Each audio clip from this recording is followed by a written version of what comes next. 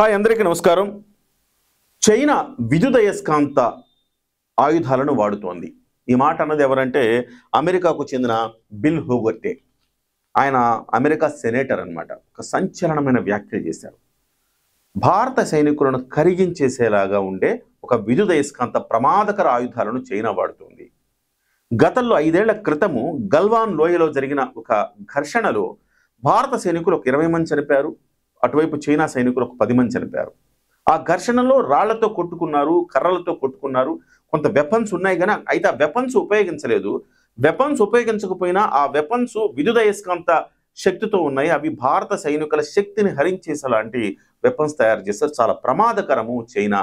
అలాంటి చైనాతో స్నేహం చేస్తుంది భారత్ ఇవాళ అంటూ సన్నాయి నొక్కులు నొక్కారు ఆయన. సో అదే కాదు, ఇవాళ భారత్ ఎప్పుడైతే భారతదేశం మీద సుంకాలు పెంచారు, 50% సుంకాలు వేశారు అమెరికా ప్రభుత్వం. 50% సుంకాలు వేయటంతో చాలా పెద్ద ఎత్తున ఆర్థిక నష్టం, అనేక మంది ఎక్స్పోర్ట్స్ చేయాల్సినవన్నీ కూడా ఆగిపోయాయి. ఇతర దేశాలు ఆల్టర్నేటివ్స్ చూసుకుంటున్నారు. సో భారత్ ఎంత చేసినా కానీ భారత ఆర్థిక వృద్ధి రేట్ అయితే తగ్గకుండా చూసుకోవటం అనేది భారతదేశం గొప్పతనంగా చెప్పాలి. అలాగే ట్రంప్ ఎన్ని మాటలు మాట్లాడుతున్నా కానీ భారతదేశం మాత్రం టిట్ ఫర్ టాట్ లాగా అటు రష్యాతో మరింత మైత్రి బంధాన్ని పెంచుకుంది, చైనాతో కూడా మైత్రి బంధాన్ని పెంచుకునే ఒక ప్రయత్నంలో ఉంది. అదే కనుక జరిగితే భారత్, చైనా, రష్యా 3 కలిస్తే ప్రపంచంలో ఇక వాళ్ళని కొట్టే శక్తే లేదని చెప్పాలి. సో ఆ పరిణామం జరగటాన్ని జీర్ణించుకోలేకపోతున్నాడు ట్రంప్. అందుకే తన అనుయాయులతో రకరకాల మాటలు మాట్లాడిస్తున్నారు.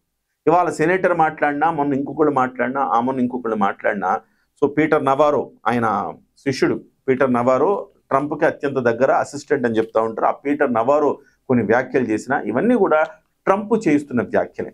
సో ఎంతలా అంటే ప్రతి ఒక్కరు చైనాకు ఒక కొత్త రాయబారిని భారత్కు నియమిస్తున్నారు. ఆయన లక్ష్యాన్ని ఆయన చెప్పారు. ఆయన లక్ష్యం ఏంటంటే చైనాకు భారత్ను దూరం చేసి అమెరికాకు దగ్గర చేయడం అంట. అమెరికాతో భారత్కు చాలా సత్సంబంధాలు ఉన్నాయి. కల్చర్ పరంగా కావచ్చు, రకరకాలుగా మేము వాణిజ్య పరంగా కావచ్చు, అలాగే అక్కడ భారతీయులు అనేక మంది ఉన్నారు. మా మధ్యతరగతి వాళ్ళు అమెరికా జనాభా కంటే భారతదేశంలో మధ్యతరగతి వాళ్ళు ఎక్కువ ఉన్నారు. అలాంటప్పుడు మా మధ్య బంధం మరింత బలోపేతం కావాల్సిన అవసరం ఉందని చెబుతూ చైనా నుంచి దూరం చేయడమే మా లక్ష్యం అని ప్రకటించారు. ఈ రకంగా ఒకవైపు సెనేటర్, ఒకవైపు భారత రాయబారి, మరోవైపు పీటర్ నవారో ఇలాగా చైనా నుంచి భారత్ను దూరం చేసే ఒక ప్రక్రియ, ఒక ఆపరేషన్ అయితే చేపట్టినట్టు కనపడుతోంది. ఏదేమైనా భారత్ మాట్లాడకుండానే ట్రంప్కు నిద్ర లేకుండా చేస్తుందని మనం చెప్పాలి. సో నవంబర్లో ట్రంప్ ఇండియాకు వస్తున్నారు. ఖచ్చితంగా భారతదేశంతో మాట్లాడతారు. సో భారత మైత్రి బంధాన్ని మరింత బలోపేతం చేసుకుంటాము, చైనా లాంటి దేశాలు మంచివి కాదని చెప్పే ప్రయత్నాన్ని అమెరికా నేతలు తరచూ వ్యాఖ్యానిస్తూ ఉన్నారు. ఇవన్నీ కూడా ఇది ఒక రకంగా భారత విజయం అని చెప్పాలి. సో నవ్వకుండా, అసలు ఒక్క మాట మాట్లాడకుండానే మనం చేయాల్సిందంతా చేస్తూ అమెరికాలో వణుకు పుట్టిస్తున్నామంటే అది నరేంద్ర మోదీ గారి వ్యూహాత్మకమైన ఒక విజయంగా మనం అభివర్ణించాలి.